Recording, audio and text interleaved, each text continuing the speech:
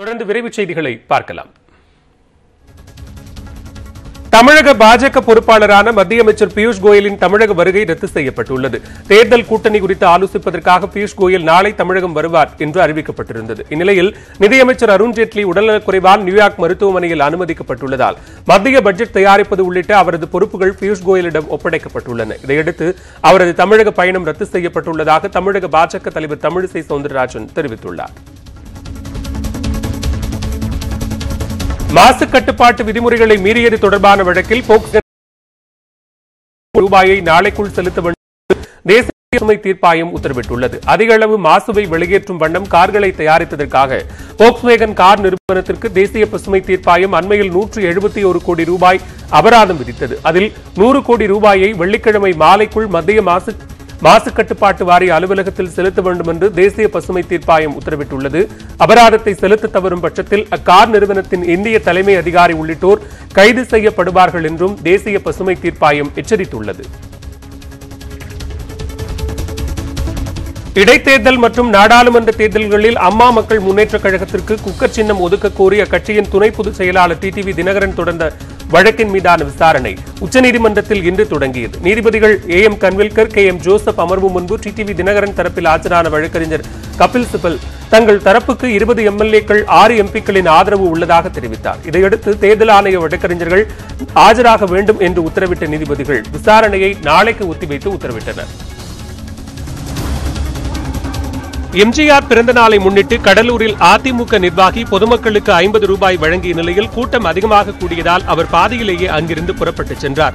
கடலூர் கிழக்கு மாவட்ட அதிமுக சார்பில் மணிக்கூண்டு அருகில் உள்ள எம்ஜிஆர் சிலைக்கு மாலை அணிவித்து மரியாதை செலுத்தப்பட்டது. தொடர்ந்து காணும் பொங்கலை முன்னிட்டு நகரமன்ற துணைத் தலைவர் சேவல்குமார் பொதுமக்களுக்கு 50 ரூபாய் நோட்டுகளை அள்ளி வழங்கினார். தகவல் அறிந்து மக்கள் கூட்டம் அதிக அளவில் கூடியதாலும் போக்குவரத்து பாதிக்கப்பட்டதாலும் அவர் அங்கிருந்து கார் மூலமாக வேகமாக புறப்பட்டுச் சென்றார்.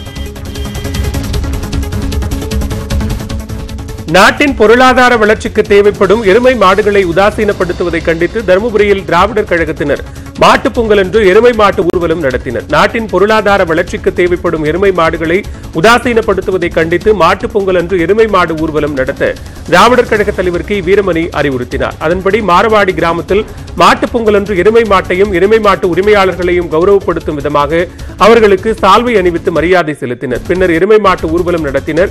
இதேபோன்று பல இடங்களில் திராவிடர் கழகத்தினர் எருமை மாட்டு ஊர்வலம் நடத்தினர். ொட்டி லட்சக்கணக்கான பக்தர்கள் இரவு பகலாக பாத யாத்திரையாக திண்டுக்கல் நகரை கடந்து பழனி சென்றடைகின்றனர். 21ஆம் தேதி நடைபெறும் தைப்பூச திருவிழாவிற்கு மதுரை, புதுக்கோட்டை, ராமநாதபுரம், விருதுநகர் உள்ளிட்ட பல்வேறு மாவட்டங்களிலிருந்து பக்தர்கள் பாத யாத்திரையாக பழனிக்கு செல்கிறார்கள். அவர்களுக்கு அன்னதானம், தேநீர், பிஸ்கெட், சுண்டல், வாழைப்பழம் உள்ளிட்ட பொருட்களை திண்டுக்கல் நகர மக்கள் வழங்கி வருகிறார்கள். பேச்சுரிமை மற்றும் எதிர்கருத்துக்கள் தெரிவிப்பது ஜனநாயகத்தில் தவிர்க்க முடியாத அம்சங்கள் என்ற போதிலும் பொய் தகவல்களை பரப்புவது, குறிப்பிட்ட அமைப்புகளை குறிவைத்து விமர்சிப்பது போன்றவை ஏற்புடையது அல்ல என்று நிதியமைச்சர் அருண்ஜேட்லி தெரிவித்துள்ளார். 2014ஆம் ஆண்டு பாஜக அரசு பொறுப்பேற்றதிலிருந்து எதை செய்தாலும் அதை எதிர்ப்பது என சில தரப்பினர் கங்கணம் கட்டிக்கொண்டு செயல்படுகின்றனர் என மத்திய நிதியமைச்சர் அருண்ஜேட்லி குற்றம் சாட்டியுள்ளார். இந்த நாட்டை எப்போதும் ஆண்டு கொண்டிருக்கலாம் என்று எண்ணியவர்களும் தீவிர இடதுசாரிகளும் தேசிய ஜனநாயக கூட்டணி அரசை எதிர்ப்பது என முடிவெடுத்து வேண்டுமென்றே விதண்டாவாதிகளாக செயல்படுவதாக ட்விட்டர் பதிவில் குற்றம் சாட்டியுள்ளார். இந்த வலுக்கட்டாய விதண்டாவாதிகள் ஆதார், GST, ரஃபேல் என அனைத்து விவகாரங்களிலும் விமர்சிப்பதையே தொழிலாக கொண்டுள்ளதாக அவர் குறிப்பிட்டுள்ளார். உத்தரப்பிரதேச மாநிலம் பிரயாக்ராஜில் நடைபெற்று வரும் கும்பமேளா திருவிழாவில் குடியரசுத் தலைவர் ராம்நாத் கோவிந்த் பங்கேற்று வழிபாடு நடத்தினார். 12 ஆண்டுகளுக்கு ஒருமுறை நடைபெறும் கும்பமேளா திருவிழா பிரயாக்ராஜ் நகரில் களை கட்டியுள்ளது. இந்நிலையில் குடியரசுத் தலைவர் ராம்நாத் கோவிந்த் அங்கு சென்று வழிபாடு நடத்தினார். அப்போது உத்தரப்பிரதேச ஆளுநர் ராம்நாயக், அம்மாநில முதலமைச்சர் யோகி ஆதித்யநாத் ஆகியோர் உடனிருந்தனர். சபரிமலை ஐயப்பன் கோவிலில் வழிபாடு நடத்திய பெண்கள் தங்களுக்கு பாதுகாப்பு வழங்க கோரி தாக்கல் செய்த வழக்கை உச்சநீதிமன்றம் நாளை விசாரிக்கிறது.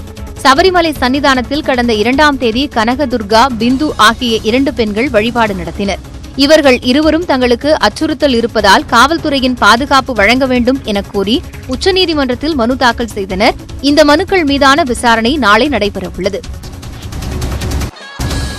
ஸ்பெயின் நாட்டில் உள்ள மலை கிராமத்தில் கொழுந்து விட்டெறியும் நெருப்பை குதிரைகள் தாண்டிச் செல்லும் திருவிழா நடைபெற்றது. தலைநகர் மேட்ரிட் அருகில் உள்ள சான் பாட்டோலோமா பினாரஸ் என்னும் கிராமத்தில் சில நூற்றாண்டுகளுக்கு முன்னர் பிளேக் நோய் தாக்கி பல விலங்குகள் உயிரிழந்தன. இதேபோல் மீண்டும் ஏற்படக்கூடாது என்பதற்காக கிராம மக்களால் லூமினாரிஸ் என்னும் திருவிழா ஆண்டுதோறும் நடத்தப்படுகிறது. மக்களின் இந்த நம்பிக்கையின் அடிப்படையில் தெருக்களில் நெருப்பு மூட்டப்படுகிறது. வீரர்கள் மேலிருக்க குதிரைகள் நெருப்பின் ஊடே பாய்ந்து செல்கின்றன. ஆனால் நெருப்பை தாண்டி செல்கையில் குதிரைகளின் உடலில் தீக்காயம் ஏற்படக்கூடும் என்றும் இந்த விழாவை தடை செய்ய வேண்டும் எனவும் விலங்குகள் நல ஆர்வலர்கள் வலியுறுத்தி வருகின்றனர்.